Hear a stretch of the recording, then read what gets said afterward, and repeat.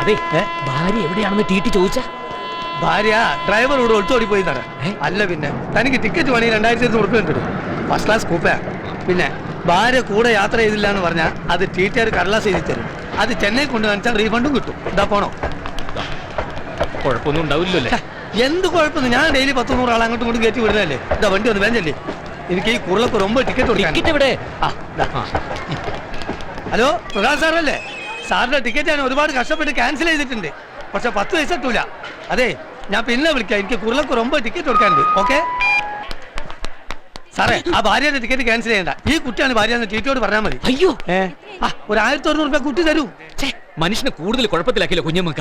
ആരെങ്കിലും കയറി ഭാര്യ എന്ന് പറഞ്ഞാൽ പിന്നെ അല്ലാതെ സ്വന്തം ഭാര്യ എന്ന് പറയാൻ ടി.ടിന്റെ സമ്മതം വേണം. അയ്യോ സാറേ, രാജരേഖ അനുമതി ഒന്നിച്ച് ഡാൻസ് ചെയ്യണേക്കാൾ തീ ഒരു നോണം സാറ് പറഞ്ഞുകൂടെ?